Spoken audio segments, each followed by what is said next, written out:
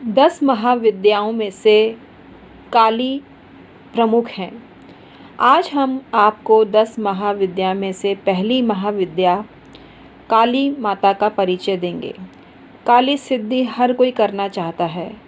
जो तांत्रिक हैं वो काली सिद्धि हमेशा करते हैं और उनको सिद्ध भी हो जाती है माता जी, उनका आशीर्वाद उनको मिल जाता है। काली उग्र स्वरूप में है, इसीलिए उनको घर में रखना वर्जित होता है। घर गृहस्थियों के लिए काली साधना नहीं है, लेकिन मैं बोलूँगी मातृत्व भाव जिसमें है वो सर्वोपरि हैं। तो माता जी को प्रणाम करते हुए उनकी भक्ति सबको प्राप्त हो, इस कामना के साथ आज का वीडियो शुरू करते हैं और आपको बताना प्रारंभ करते हैं कि काली का स्वरूप आखिर क्या है। एक्चुअली कालिका देवी भयंकर मुख वाली हैं, खुले बालों वाली हैं, 4 हाथों से और मुंडमाला से अलंकृत हैं। कंठ में मुंडमाला है, काले मेघ के समान श्याम वर्ण है। कंठ में स्थित मुंडमाला से रक्त टपकता है। कराल वंदना और उन्नत पीन स्तन वाली हैं।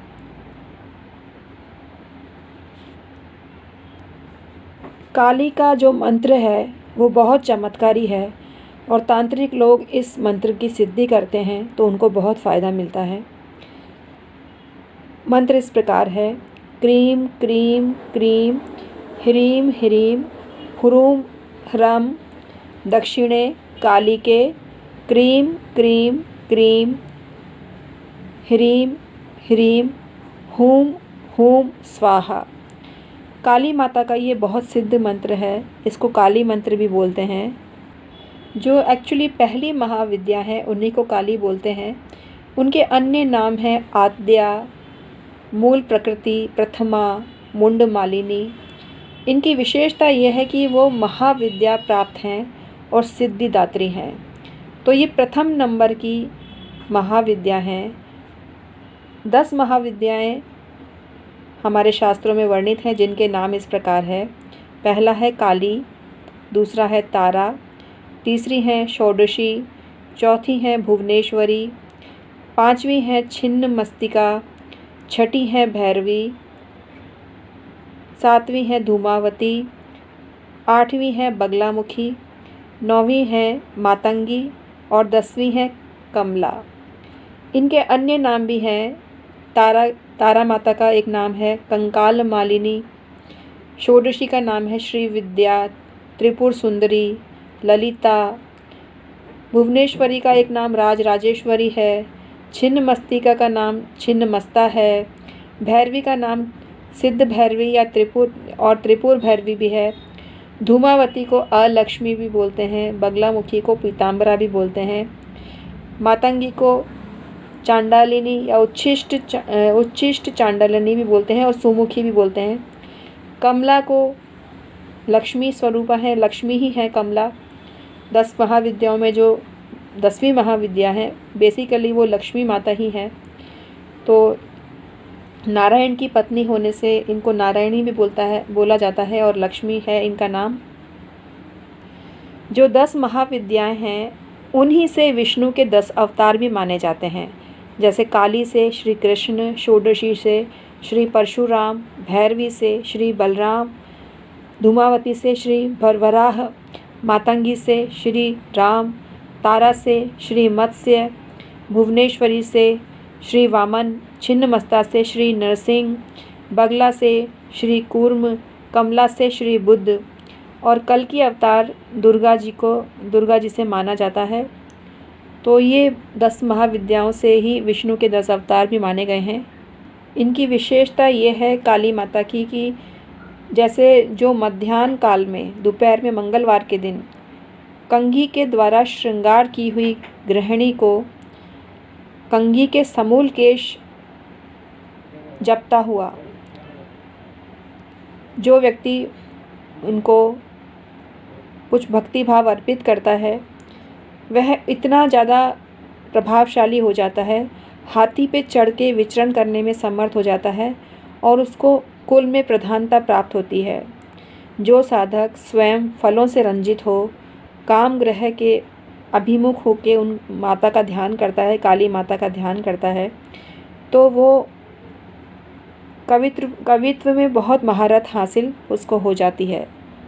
जो मनुष्य अपने निकले वीर्य में सहस्त्र आंकड़े के पुष्प एक एक करके काली माता को प्रसन्नता के लिए निर्मित अर्पित करता है, वह संपूर्ण धरती का स्वामी होता है, ऐसा शास्त्रों में उल्लेख है। जो मनुष्य अपनी इंद्रियों को वश में करता है और हविष्य भोजन पूर्वक प्रातःकाल से दिन के दूसरे प्रहर से प्रहर तक माता रानी के चरणों में अपना मन लगा के जाप करता है, उसको बहुत बड़ी सिद्धि प्राप्त होती है। जो साधक रात्रि को दोपहर काल में या पूजा काल में माता रानी का स्तव पढ़ता है, वो मृग के समान नेत्रों वाली नारियों को भी अपने वश में कर लेता है। कुबेर के समान राजा भी उसके वश में होते हैं, यानी कुबेर जैसे राजा भी उसके वश में हो जाते हैं। शत्रुगण जो होते हैं उसके कारागार में बंद हो जाते हैं, ऐसा उनका सर्वनाश होता है। तो कुल मिला के काली साधना अगर आप करते हैं तो पूरा तरीका जान लीजिए, और काली साधना करने से आपको फ़ायदा होता है। मैं नहीं कहती नुकसान होगा, क्योंकि किसी भी माता की सिद्धि करने से आपको नुकसान नहीं होता है बल्कि फ़ायदा ही होता है। लेकिन घर गृहस्थी में काली माता की मूर्ति नहीं रखी जाती, क्योंकि उनके रौद्र रूप है। हम क्या भारतीय नारी को कैसा चाहते हैं? हम चाहते हैं भारतीय नारी सीता के जैसी, सीता माता की जैसी हो, राधा की जैसी हो, रुक्मिणी के जैसी हो, सौम्य स्वरूप में हो, लक्ष्मी जैसी हो। तो जैसी हमको स्त्री घर में चाहिए होती है, वैसा ही हम उसका स्वरूप अपने घर में रखते हैं। लक्ष्मी जी की पूजा करते हैं, क्योंकि हमको लक्ष्मी चाहिए होती है। विद्या के लिए हम सरस्वती माता की पूजा करते हैं। तो कुल मिला के देवी का सौम्य रूप ही घर गृहस्थी में ग्राह्य होता है। और पार्वती और शिव जी की पूजा होती है, पार्वती माता की पूजा होती है और शिव जी की पूजा होती है। कुल मिला के शिव परिवार की सब परिवार पूजा होती है। गणेश जी होते हैं उसमें, कार्तिकेय होते हैं, संपूर्ण शिव पंचायत होती है, मतलब तस्वीर के रूप में होती है।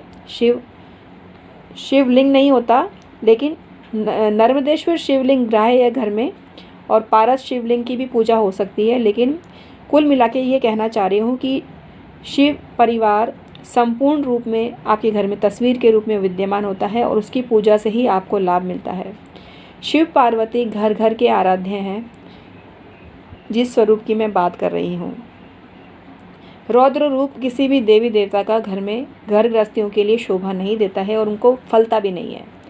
जैसे हनुमान जी का पंचमुखी स्वरूप, नरसिंह भगवान का स्वरूप, तो ये भगवान के ऐसे स्वरूप हैं जिनकी उपासना आपको सोच समझ के करनी चाहिए। विष्णु भगवान और लक्ष्मी माता की आप सौम्य स्वरूप वाली उपासना करते हैं तो आपका धन योग प्रबल होता है, और उसी से आपको पैसा मिलता है। लेकिन काली माता शत्रु सर्वनाश के लिए उनकी साधना कुछ लोग करते हैं। शत्रु का सर्वनाश करती हैं माता, शत्रु का विध्वंस करती हैं माता, और इस निमित्त ही कुछ लोग पूजा करते हैं घर में भी। लेकिन हमने देखा है कि उनकी शादीशुदा ज़िंदगी सफल नहीं होती। उनकी पत्नी या तो भाग जाती है या उनको तलाक दे देती है, मतलब उनको घर गृहस्थी सफल नहीं होती उनको। तो ऐसा भी हमने केस देखा है। तो आप किसी भी देवी का सौम्य स्वरूप, किसी भी भगवान का सौम्य स्वरूप अगर आप घर गृहस्थी वाले हैं तो आपको काम में लेना चाहिए, और उन्हीं की आराधना आपको फलदायी होती है। रौद्र रूप वाले घरों में कलेश होता है। अगर आप रौद्र रूप में देवी देवताओं की उपासना करते हैं तो घर में कलेश होता है। घर की स्त्री का स्वभाव को बहुत बेकार होता है, वो किसी के वश में नहीं आती है। तो आपको चाहिए कि रौद्र रूप वाले भगवान की या देवी देवताओं की उपासना ना करें घर में, ना ही उनकी मूर्ति रखें। जैसे काली माता हैं, उनको पार्वती का भी एक स्वरूप माना जाता है। तो आपको सौम्य रूप में ही, मैं कुल मिला के कहना चाह रही हूँ कि सौम्य रूप में ही आपको देवी देवताओं की उपासना करनी चाहिए, भगवानों की उपासना करनी चाहिए। ये उपासना आपके लिए बहुत फलदायी होती है। काली कवच बहुत रक्षात्मक होता है। काली कवच का पाठ आपको सुन लेना चाहिए। अगर आपको भयंकर संकट आता है तो आपको काली माता का जगन मंगल काली कवचम के नाम से मिल जाएगा और उनका नाम जपने से आपको फ़ायदा होगा। आपके दुख संकट से आपकी रक्षा होगी। उनकी शरण में जाने से आपको फ़ायदा होगा। तो आज हमने आपको जानकारी दी 10 महाविद्याओं में से पहली महाविद्या काली जी के बारे में। ये जानकारी आपको कैसी लगी? ये एक रिक्वेस्टेड वीडियो थी। आपको पसंद आई हो तो हमारे चैनल को सब्सक्राइब करिए। मैं हूँ डॉक्टर उमाश्री, एस्ट्रोलॉजर हूँ। 25 साल से ज्योतिष कर रही हूँ। आप मुझसे परामर्श भी ले सकते हैं। ये सर्विस चार्जेबल होती है। इसके लिए डिस्क्रिप्शन में ईमेल आईडी के ज़रिए आपको संपर्क करना पड़ता है। अभी कोई डिस्काउंट नहीं दिया जा रहा है, ओरिजिनल प्राइस ही आपसे ली जाएगी। हम वास्तु दोष भी देखते हैं, इसके लिए आपको नक्शा भेजना पड़ता है।